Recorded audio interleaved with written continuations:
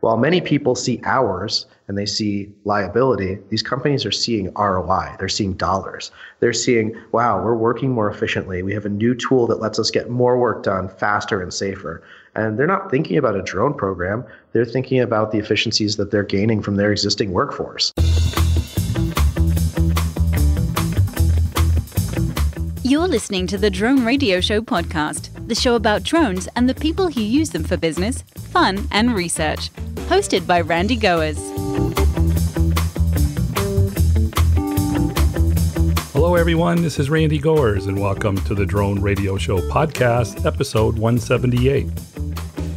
How is it possible to scale drone programs across large enterprise organizations?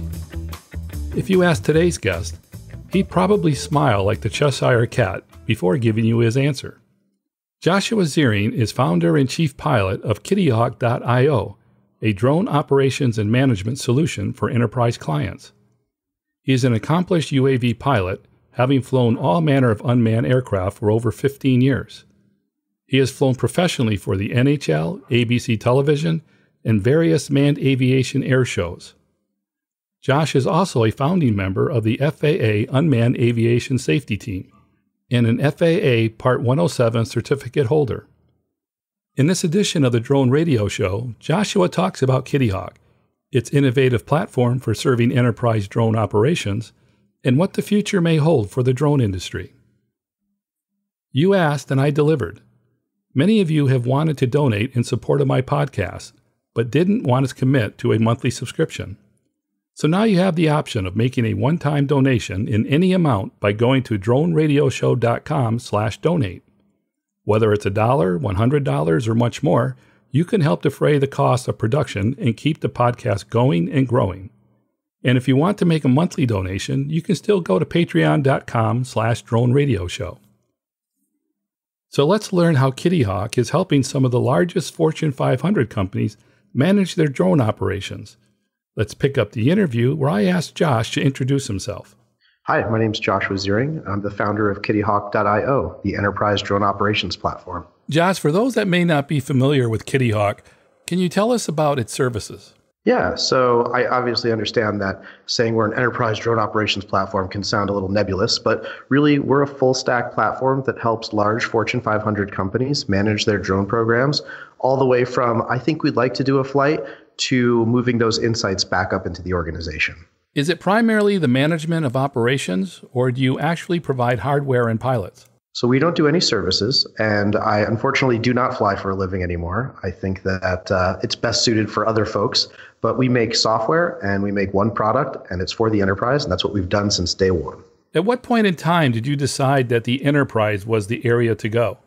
Especially considering 3 years ago, the industry was so wide open. Well, when we started the company in 2015, I was looking at what would be today the commercial drone industry, and I was thinking to myself, there's no way this is going to be able to exist without a piece of software to manage it. We need a framework created by software in order to make this work. And so as we were deciding, hey, is this something we want to focus on, we decided that the commercial drone industry was the way forward. It was an inevitability, and it was something that was going to need a framework in which to operate.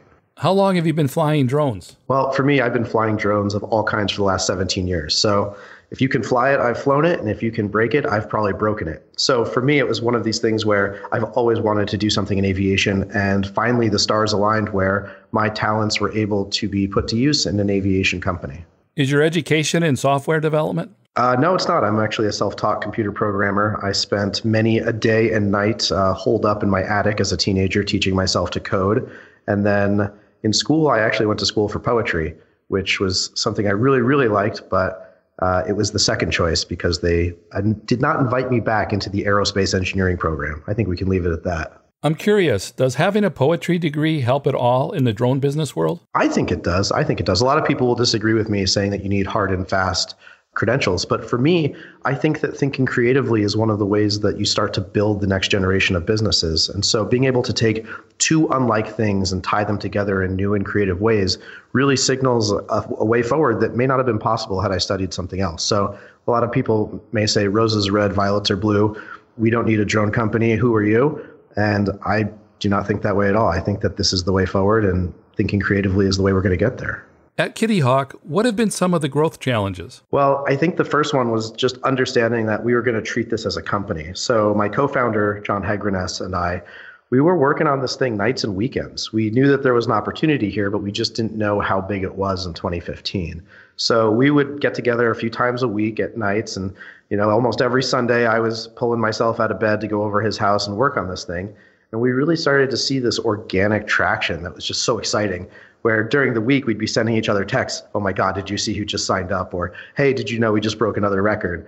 And it was that enthusiasm that really led us to double down and say, this is a lot of opportunity here. We have to take advantage of this. So we started on the fundraising trail, went and raised some money. And in, May of 2015, we quit our jobs and started working on this full time. Now, a lot of people are under the impression that you go raise money and a party opens up. It's like a beer commercial. There's beautiful women everywhere. You're on the beach. It's this crazy, ridiculous scenario. But in actuality, it was me and my co-founder sitting in a, let's call it 5 by 6 foot glass box, 9 hours a day, working on this product, solving support requests, doing all of the really non-glamorous, unsexy things that it takes to make something like this happen. And it was really illuminating, right? We had the freedom to finally build something and spend all of our best time and effort on it. And it's wildly intoxicating to have the opportunity to work on something you love and the time to give it the attention it deserves. Was there a moment or an event where you knew you were onto something big? It was the day that we started implementing, we would get an email for every sign up. And that was something that was really exciting because I'd look down at my phone. It was like, oh, somebody new signed up. And that was exciting. But then we started to see really big names signing up. So at fortune500company.com, at fortune500company.com. And we started to get a non-trivial amount of those signups. I said, wow, this is awesome. There's really a lot of potential here. And I would personally email every single one of those folks, find out what they're doing, how they're doing it, what their challenges are. And I would talk to them.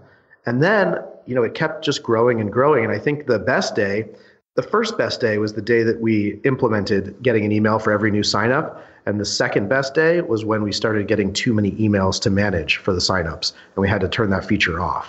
Wow. Are you able to characterize how companies have been using the software? Yeah. When we were working on this to start, it was really a varied set of use cases. We had just kind of started to scratch the surface of 333 exemptions.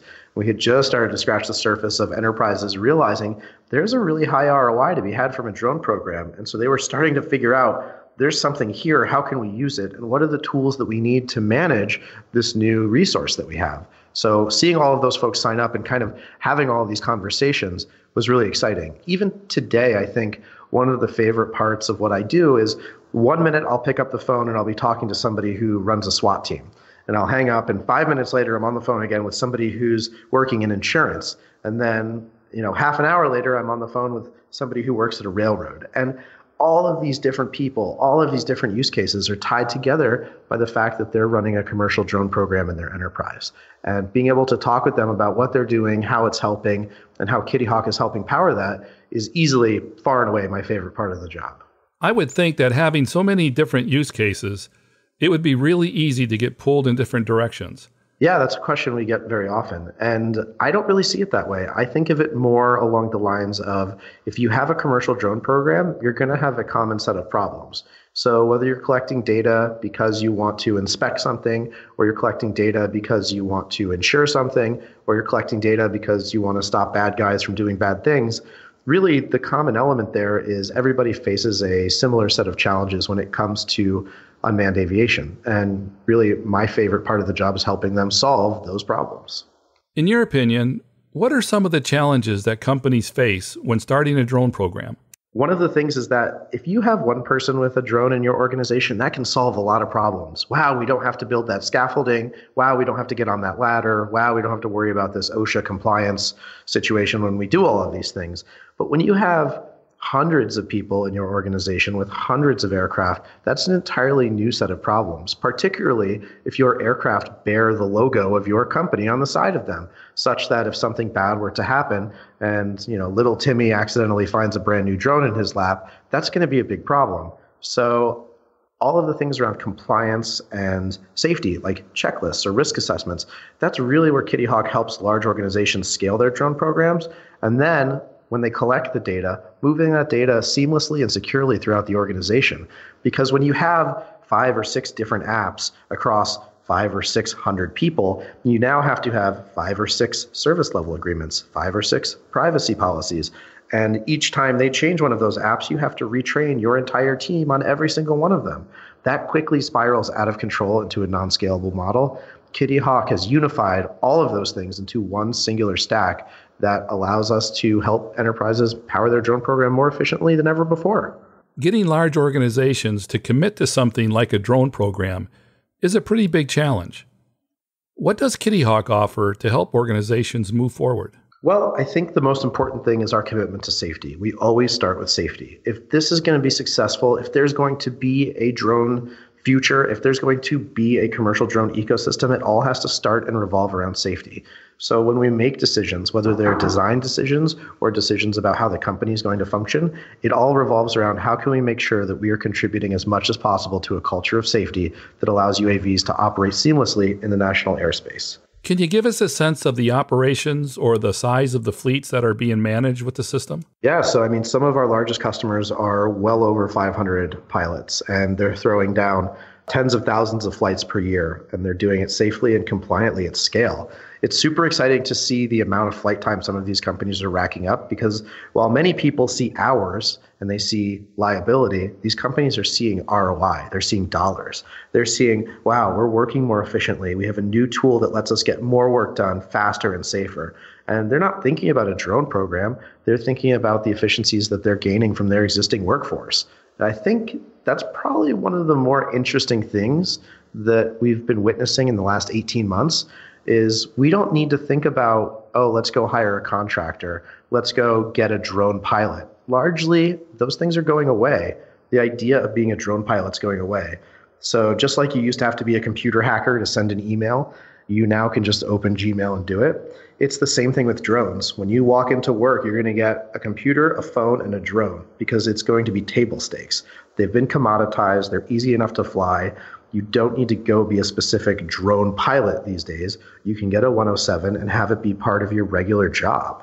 Is there a particular use case or an innovative example of how the software has provided value? Yeah, I mean, one of my favorites, and it kind of changes every week, right?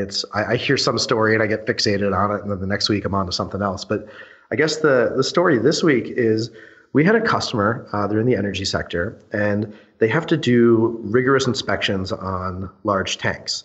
And so what they were doing is, previously, they were building scaffolding around the tank, and then somebody would have to go up the scaffolding and after it was built and then inspect the tank.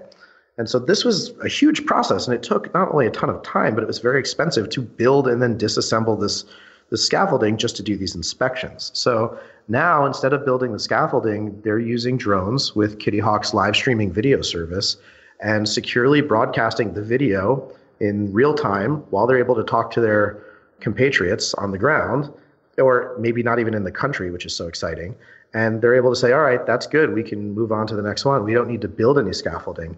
And so they're seeing 7-figure ROIs from not having to build scaffolding, which I know all sounds dreadfully boring. How did scaffolding turn into a 7-figure problem? But they're using drones to avoid having to do that. And it's just a really awesome example of when you have a tool like a drone, you can replace a lot of processes that are slow and inefficient. So after 3 years of growth and positive results, is there anything that worries you in terms of keeping that momentum going? That's an interesting question. So as a founder, I always kind of have to keep an eye on the future of what's kind of lying there, what landmines are out there that I have to watch out for.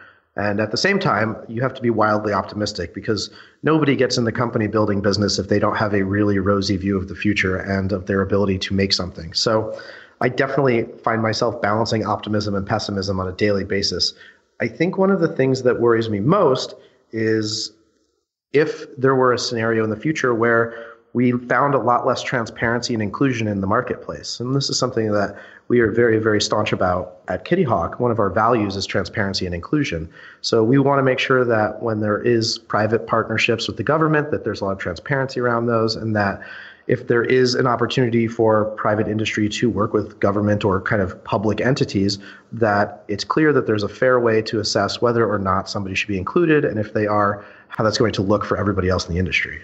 Working in government, I find that's one of the biggest challenges because there are so many different stakeholders that need to be involved and a lot of other people that want to be involved. Yeah, and the other thing that I think as we're working more and more closely with the government is that the government really doesn't have that much experience dealing with venture-backed companies. Typically, it's been old school incumbents, and it's the same 12 people fighting for the same contract every year, and it's pretty clear what's at stake and who the players are and what's going to be happening. But with the advent of UAS and drones and all of this new technology pushing aviation forward, we see that there's a lot of smaller companies that can make huge differences in the marketplace that should be included as well. And having a seat at the table is really critical, especially when you want to help create the next generation of aviators. Are we at risk of losing some transparency? I think that that's one of the big booby traps for the industry is we could be at risk for it. I don't necessarily see it happening. I think that the FAA is doing an admirable job making sure that the processes are in place to make sure that companies, both large and small, are able to compete in the marketplace. But certainly when you think about what would be really bad for the industry would be consolidation to incumbents, because if there's no innovation from small companies, really the only thing that will change is, the year. What trends or events do you see in the industry that are significant? The industry is changing very rapidly. I mean, even just this week with Airware shutting down, they were a competitor, but it pains me to see any of our drone brethren, competitor or not, closing their doors. And really, I think it's part of a larger trend where this is the year that we're going to see a lot of consolidation. We've already seen several big acquisitions in the space, and we're starting to see companies sort of huddle together to weather what might be the weight towards more regulations, because with more regulations come the larger market, and understanding that strategic partnerships where both parties are gaining a lot of value in the marketplace is going to be the way forward. Is that kind of consolidation a normal part of a new industry, or do you feel it's specific to the drone industry? The closest analogy that I can come up with is sort of the internet starting to mature. So yeah, it's certainly a normal part of any industry starting to mature. But when you think about when broadband started to come on the scene, and you had these monster companies like AOL and CompuServe that, they were first and they were there and they really made it accessible and commoditized the experience. But ultimately, they ended up going away because they were not able to grow in lockstep with the market. You didn't really need keyword news when you could just go to NewYorkTimes.com. Yeah, and what I pick up from my interviews is that there are many companies that have been able to figure out their place in the industry, while others have had to pivot, and sometimes pivot again in response to the changes in the market. Yeah, I mean, it's kind of one of the old startup lores or fairy tales, if you will, is how many times can you iterate before and find product market fit before you fail and run out of money? And that's really what we're starting to see in the industry here is there's a number of pivots happening. There's a number of companies doing new things that they haven't done before because the assumptions that they base their old models on are not working. And that's something that you're going to see more and more, especially as the industry continues to mature. How do you see the regulatory environment working itself out? Well, there's a lot of opportunity in the regulatory environment right now. I know a lot of folks will disagree with me, but I think that remote ID is going to be an important way forward, especially when we start to think about remote ID in the sense that we just need to know who's operating in the national airspace. We don't even need to know why, but it's important that you have a license plate on your car, you have an N number on your plane. Why would you want anything different for the drone? If we're going to hold drones to the standard of aircraft, which the FAA has said that they will, then it's basically an obligation for us to also give them the same identification properties that every other motor vehicle has. It's going to be paramount for the industry moving forward to mature along with the innovation happening on the technological side. The regulations are going to have to basically say, we need an opportunity to understand who's flying this super high-tech piece of equipment and be able to get in touch with them. And I don't think that that's an outlandish ask. I think most people would agree with you, except perhaps the hobby sector. Well, I wouldn't even say that they disagree. I can't speak for them. I can tell you that the way I got my start in this industry was as a hobbyist, and that model aviation was so important to me growing up that I ended up making it a career. So I certainly understand why hobbyists are worried, but I think there's a fundamental difference here. And this is kind of what I think is maybe a good litmus test as we're starting to understand the differences between what is a hobbyist and what is a sort of an amateur operator. And for me, the litmus test is when I started to fly model aircraft, I worked building this thing out of balsa wood in my basement, working hard on this thing for, let's call it weeks at a time, every night, gluing pieces together, gluing myself together. And finally, I go out and I take it to the local park and I throw this thing and it blows itself into a million pieces because I did not know how to operate it. I did not know how to fly it. And I repeated that process probably 10 or 20 times. As a young man, I was not very bright. I did not accept defeat easily. So not that much has changed, but one of those things where I understood that if I kept going at this, I was eventually going to figure it out. And I would get 2 seconds of flight time and then 4 seconds of flight time. And then eventually I'd get 30 seconds or a minute, or I could actually take the thing around the patch once and be able to fly. And that was a big difference for me. So when you think about somebody who goes to Best Buy and they spend their $1,000 and they take that off of the shelf and they are now able to fly this thing beyond visual line of sight with almost no training, skill, or practice, that is not a hobbyist. That's not a person who's thinking about their ability to say, hey, I want to go do this because I enjoy it and because it requires my skills to fly it.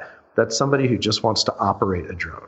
So do you think there's a consensus on a solution? I think there's a lot of opportunity where there's still the opportunity for the hobbyist to go out and work on their stuff and fly their aircraft, and as well as for the commercial operator to signal who they are and what their intentions are. This is going to be a point of contention, but I think that, like with everything, creative solutions can yield a lot of results here. And remote ID wouldn't keep anybody from flying, right? No. I mean, it seems like I think that there is a path forward where the hobbyists can hobby and the commercial operators can operate. And I want both of them to be really successful. I got here because of the hobby industry, and I'm committed to building the next generation of the commercial drone industry. So I think that we are in this perfect middle ground right now where there's an opportunity for everybody to get what they want. And if we can all just be reasonable and come to the table, there's a lot of opportunity for everyone to have a good time and also be able to go to work. Interdrone 2018 just finished up. Was there anything that stood out in your mind?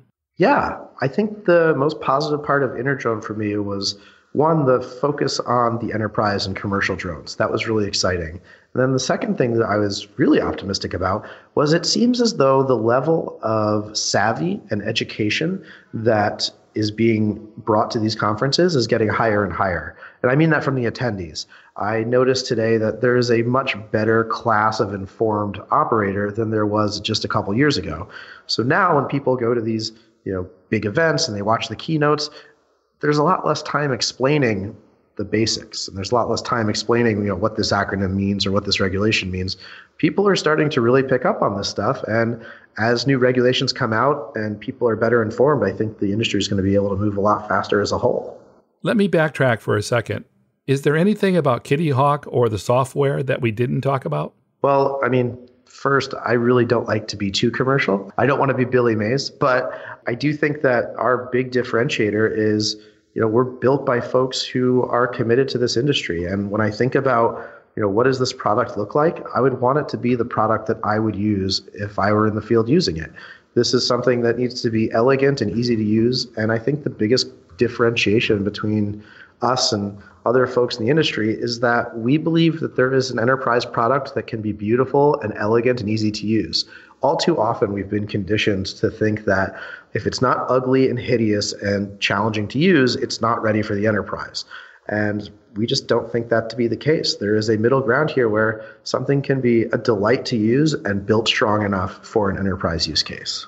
Are there companies that would be considered too small to benefit from using Kittyhawk? I mean, we have small business plans that are available to folks. I think that the real value of Kittyhawk is when you start to move beyond, let's call it 20 or 30 operators. It's when you start to get into, 50 to 100 to several hundred operators that Kittyhawk's prowess really starts to show itself. We're really good at understanding what the problems are, and we've helped other folks get to hundreds of pilots and tens of thousands of flights per year. So chances are, if you're having scaling problems, we've already seen those problems and have already solved them. Data management, and in particular, actionable data, seem to get a lot of attention at Interdrone. What type of inroads has Kittyhawk made in that area? So one of the things that we've been working on, especially in the last couple of quarters, is something called Kittyhawk Insights. And while everybody owns their data, it is their data, and we are very staunch about data security, and we understand that data privacy is one of the most important things that we can offer as a company. We have derived some insights from the data. So things like the average number of GPS satellites available to you during a flight, or the most popular type of aircraft. And so this is across hundreds of thousands of flights and our entire database of operators and software across our entire database of operators and flights. And so what this allows us to do is see deeper into how people are operating, where they're operating, and the type of missions that they're doing. So when we look at how much battery percentage somebody lands with on average, or how much battery percentage they take off with, this allows us to get a lot more insight into just the types of operations and how safely different folks are operating. We don't share any personally identifiable data. We're not looking to out anybody for breaking the rules. We simply want to understand, as a whole, how's the commercial drone industry doing? And I'm really proud to say that all of the metrics we look at are exceptionally awesome. It's amazing to see how safe and how serious everybody is operating and how seriously they're taking this. Is that information generally available for people to access themselves? Yeah, we give it away for free as a service to the community. So they're available on blog.kittyhawk.io, and we share them with news outlets and anybody who's curious about what does the commercial drone industry look like in aggregate. So what's it been like for you personally to be involved in this industry, going from where you were 3 years ago to where you're at today? It's a little surreal. I mean, I was working in advertising before this, and I just saw all these folks working in the drone industry, and I'm a drone expert. I've been doing this almost a year now, and kind of watching that and saying, man, I can do better. And the gut check was, do I feel like the commercial drone ecosystem is an inevitability? And the answer was yes. And then the second question was, do I think I can do better? And the answer was yes. So I had to put my money where my mouth was. This was almost not an option for me. I saw something that I wanted to do, and I felt that I had a unique opportunity to bring value to it. And so I went off to the races. Based on your own experience, what advice would you give to other entrepreneurs? Well, I think the most important thing is that if you have a vision and you have a good basis for that vision, keep after it. It's amazing how many times you hear no. I had friends tell me, friends who knew how enthusiastic I was about model aircraft and drones and aircraft in general, and aviation in general.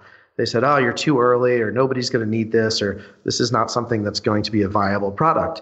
And then, we went to dozens and dozens of meetings with venture capitalists, and either you're sitting there educating them on why this is a good idea and they go invest in somebody else, or they just, some of them just outright insult you. I had, somebody, we were in a pitch meeting, John and I are showing them all these metrics and the great traction we're having, and he's eating his lunch after he kept us waiting for like a half hour.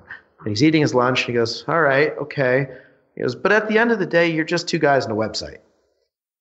And I just remember sitting there thinking, all right, even if you broke out the checkbook now, I wouldn't take your money, because how many projects start out as two guys on the website?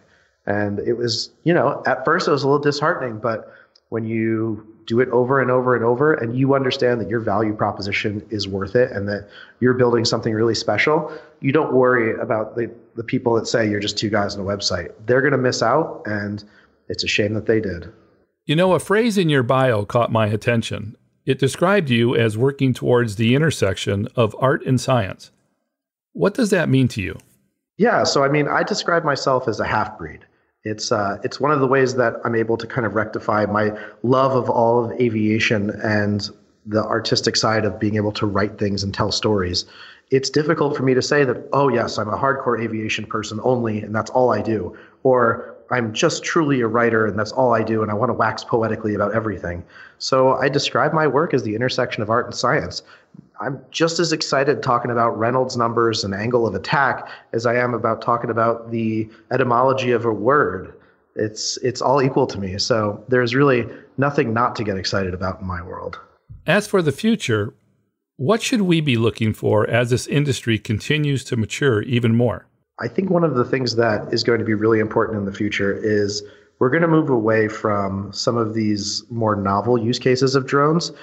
It's going to be really boring, and that's what I'm so excited about. My job is to make the drone industry boring. When something flies over your head 10 or 15 years from now and you don't even look up, that's when I know I'll have done a good job, because it will be so common, so everyday, so commonplace that nobody's even going to give it a second thought. So when we're talking about what's going to be next in the future, I can talk to you about the next 3 years. I mean, yeah, let's get some awesome stuff in place for regulations to fly beyond line of sight or flights over people. But that, I think, is going to be table stakes. Everybody knows that's coming and everybody's working towards it. What I want to see is somebody maybe not even notice something fly over their head and it's on its way to go do something important or collect data or deliver something, and it doesn't even make them blink. And for my final question, Josh, what message would you like to leave listeners about Kittyhawk's impact on the drone industry? So I firmly believe that Kittyhawk is building a platform that's where flight is going to happen. Kittyhawk is where flight happens. And as we approach the next 5 or 10 years, we're going to be powering more and more operations with fewer and fewer people. So as we're looking towards the autonomous future, we're building the platform that's going to be powering that. Kittyhawk is where flight happens. That's it for episode 178 of the Drone Radio Show. I hope you enjoyed hearing from Joshua Ziering of Kittyhawk.io. I want to thank Josh for taking the time to speak with me. If you want to learn more about Kittyhawk.io or want to connect with Josh, check out the webpage at, you guessed it, Kittyhawk.io. If you like the Drone Radio Show, please consider supporting the podcast with a small donation. The content is always free, but for as little as $1, you can help defray the cost of production. To donate, go to droneradioshow.com/donate or patreon.com/droneradioshow. And thanks for listening. Your support means a lot to me, and I hope you'll listen to more episodes of the Drone Radio Show podcast to hear how others are using drones for business, fun, and research. For the Drone Radio Show, I'm Randy Gores.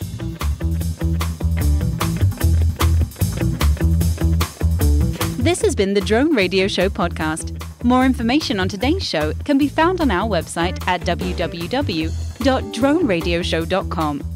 If you're using drone technology for business, fun, or research and would like to share your experience on the show, please visit our website and fill out a guest appearance application. And don't forget to follow us on your favorite social media channels.